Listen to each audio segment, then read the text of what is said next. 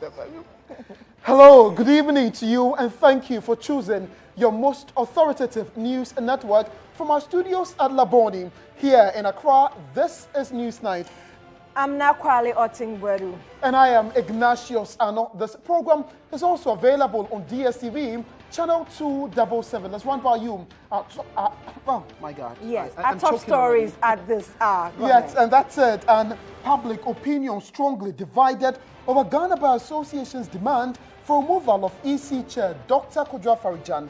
But what would you have done if you were the president? President Mahama holds crunch meeting with his appointees on engagements with the IMF and promises a bill that will back aggressive reforms in the public sector. Liberian-born Ghanaian actor Van Vicker vows to take legal action against websites circulating false rumors that he contracted Ebola disease on his recent trip to Liberia. Association of Oil Marketing Companies rubbishes BDC's plan to introduce credit rating as a measure to force them to pay debts. In sports, Hazavok unveils managing director on new signings.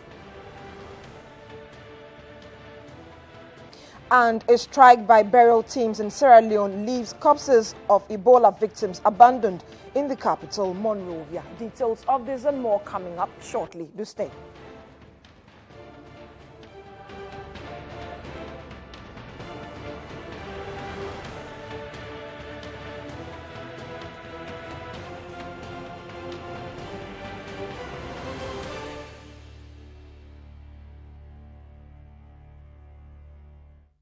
So let's take a closer look at the news now in detail and the Ghana Bar Association's demand for the replacement of Electoral Commission Chairman Dr. Kojo Afari-Gyan seems to be getting more support.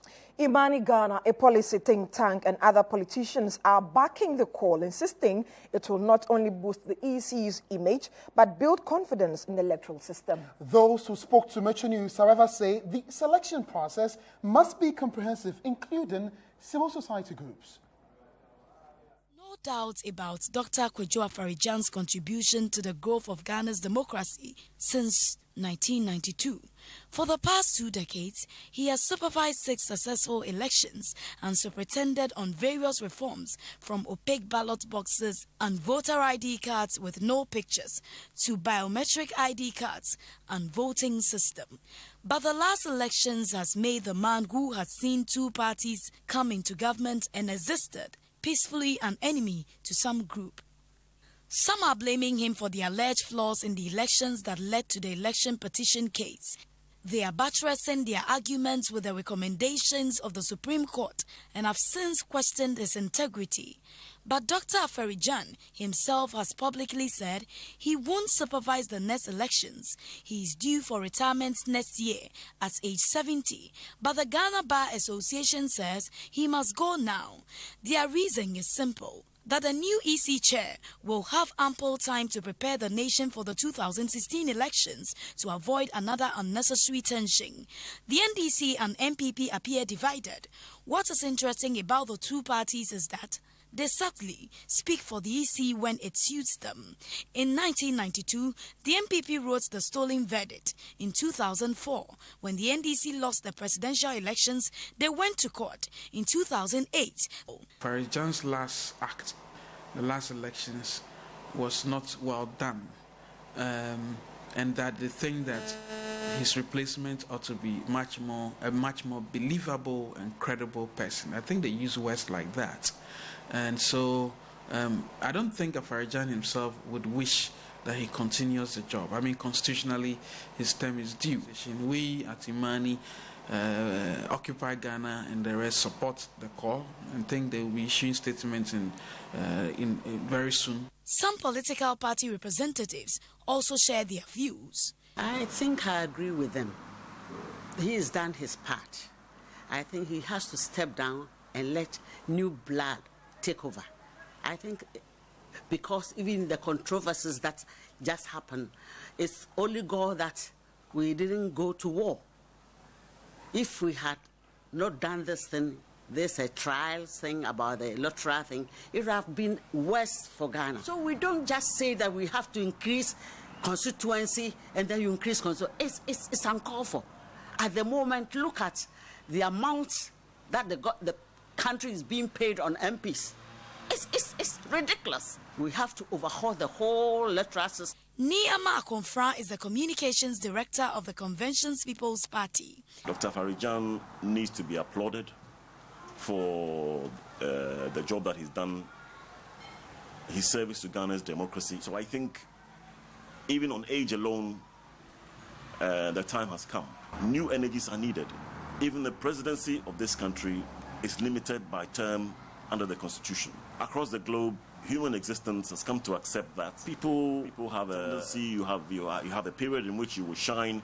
After that, somebody new needs to step into the shoes. Some think tanks, like the Institute for Democratic Governance, won't comment on this controversial issue for now when contacted. But how should President Mahama, who has the prerogative, deal with the matter?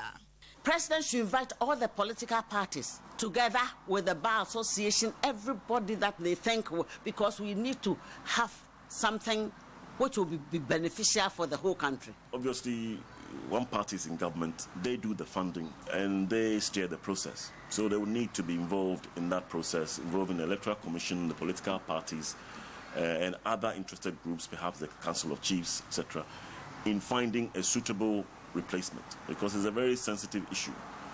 The person who's appointed should not be seen as somebody who's partisan, one side or the other. He has the status of a judge, and he must continue to have that status. Chief Executive Officer of Imani Ghana says whoever takes Dr. Afari-Gyan's position should not be dismissive as his predecessor. The next person leaves above board and doesn't have a dismissive attitude. Don't forget, Afari-Gyan had a very dismissive attitude when the case started, the petition started. He said people should go to court.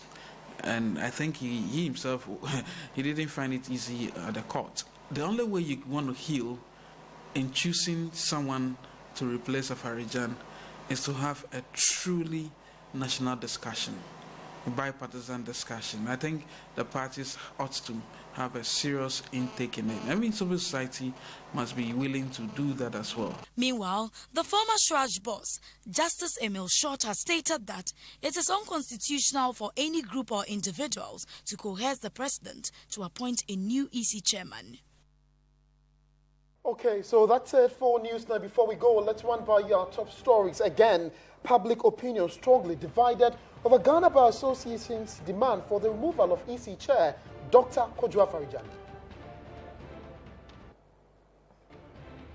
President Mahama holds crunch meeting with his appointees on engagement with the IMF and promises a bill that will back aggressive reforms in the public sector. Liberian-born Ghanaian actor Van Vicker vows to take legal action against websites circulating false rumors that he contracted Ebola disease on his recent trip to Liberia.